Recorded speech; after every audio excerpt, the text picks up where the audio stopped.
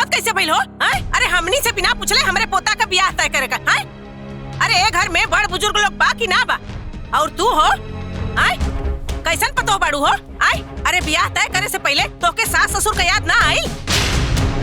तेरे ये तो वही रहले है ना, का जरूरत रहे इतना जल्दी ब्याह तय करे के? अरे वो बाबूजी, वो उनकर बचपन के सखी हैं, अचानक भेटा गई। बात बात में ब्याह के बाद निकलल तई ढोलुआ के ब्याह अपन सखी के बेटी से तय कर देली। अरे वो सब तो ठीक बा, लेकिन का हमने से पूछल जरूरी ना रहे? माँ जी, हमार सखी के परिवार बहुत निम्मन बा। निम्मन होके चाहे बाउर, तू फैसला करे वाली के हो खेलू? हम जबान दे के आयल बानी माँ जी। एक घर का मालकिन हम बाड़ी, तू जबान देवे वाली के हो? अरे अभी से हमनी के उचिटा के रखल चाहत बाड़ो, बाकी ऐसा ना होई। अपन कान का ठेपी खोल के सुन ला, ये ब्याह ना होई त ना होई, कह देतानी। हाँ, सबकर मनमाना घर जाना फैल बा।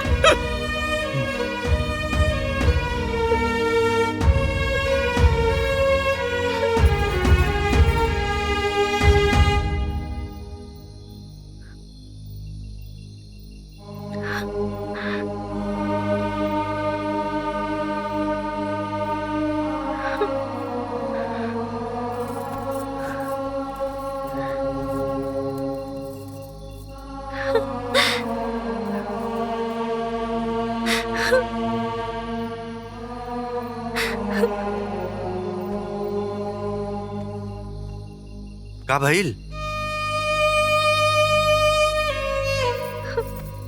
बताई जी, हम अपना सखी के कौन मुँह से कहब कि ढोलू और मिठिया के बिया ना होई? बेचारी कितना खुश होके गईली हम। ये खबर सुन के तो ओकर पूरा खुशी में पानी फिर जाए। माई बाबूजी के ना ऐसा ना करे के चाहिए जी। चुप हो जा, रोआ मत। देखा, वो लोग के ये बात के ईर्खा लागेल बा कि हमनी के बतौली सन ना। ना जी, ईर्खा ना लागल ह, उहा के अहंकार के ठेस लाग गइल ह।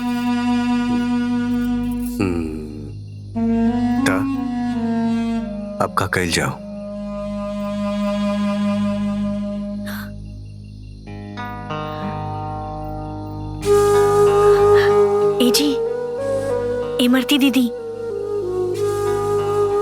इमरती दीदी के अलावा अब कौनो रास्ता नहीं खे।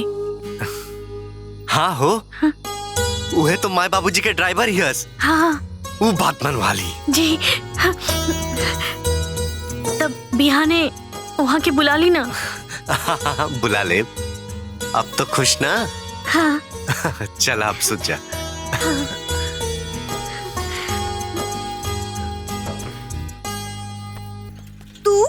तोहर मेहरारू दोनों बड़का ढीठ बड़ा सन, घर ही में इतना बड़का पुआ पका लेला हसन। अब माई बाबू से पूछला हसन ना तो माई खिसियबे न करी रे। माई अपना जगह पे एकदम सही बिया, कुल गलती तू दोनों बेकतन के बा। अरे दीदी, हम तोरा के आपन पक्ष रखे खातिर बुलवले बानी, और तू करे लगलू माई के वकालत। ना ना, हम तोर और तोर मेहरारुए के पक्ष लेब। बाकी एक बार माई से पूछला में का जात रहल ह। अब गलती हो गई तो हो गई, एक ही बात के घोर माठा कैले से का फायदा बा हो? तरा वो मानतानी ना कि कुल एकरे गलती बा। हाँ दीदी, मानता नहीं, बहुत बड़ गलती हो गई। उहे गलती सुधारे के बाना। सुधारे के बा गलती। अच्छा, तो तोहरा के पैरवी करे खातिर यानी के बोलौने हसन, कि ते आइबे त हमरा के समझाइबे। अरे हम जन्मतुआ बच्चा ना हई जे हमरा के कुछ समझ में नहीं खियावत। अभी ये ले लकड़ बग्घा निहन काम करी त नानो हुई बबुनी। अरे तोर माई जौन खिसियातिया नु त एकदम सही खिसियातिया। ते खाली एहनी से ये पूछ कि हमनी से काहे ना पूछले सन? तो तोरा से पूछते ना बाड़न सन माई, तबे ना ते ना करताड़ी। यदि ना पूछतन सन तब तोरा के ई बात कैसे पता चलित? अब तू बात के समझत नहीं खे माई। ई सब अपन बात रखा तरन सन कि ई बात ह। अरे त यही तरह कूद कूद के बियाह शादी होला का रे? त तू ही बतावा ना कि कैसे होला, यही ना तारा से पूछतन सन। अरे ओहनी कौन जात बिरादर का बाड़ा सन? ओहनी का कुल खानदान का बा? लड़की का गोत्र का बा? कुंडली मिलान भइबे ना कइल, ऐसे कैसे बियाह हुई रे? तो इहे बतिया बोल ना माई। हाँ ये तो ए ढोलुआ के माई, खबर भेजवा के अपना सखी के बुलवाला और दोनों परिवार ना आमने सामने बैठ के बात कर ली। अब पंडित जी कुंडली मिलान करा ली हन, ठीक बा? कुंडली मिलान होई, ओकरे बादे कोनो फैसला होई। हाँ कुंडली दिहल जाओ दोनों बचवन के। हाय ली कुंडली। ई ली।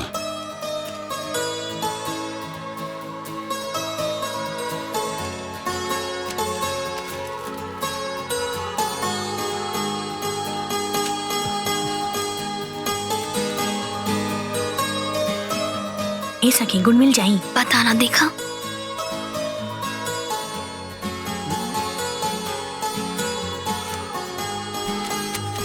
न त नाड़ी दोष बा, न गुरु दोष बा, न मंगल दोष बा। अरे वाह, ये तो बहुत बढ़िया बा। पंडित जी जी ये बताएं कि कितना गुण मिलत बा। 28 गुण जजमान। अरे वाह। पंडित जी, बियाह खातिर ई मिलान कैसन रही? उत्तम, अति उत्तम। देख ली माई, यदि भगवान के मर्जी ना रहत कि दोनों के बियाह होए तो 28 गुण कैसे मिलत? हाँ? तब पंडित जी, ई दोनों का बियाह सही रही न? सही ना, बहुत सही रही। अरे वाह। सखी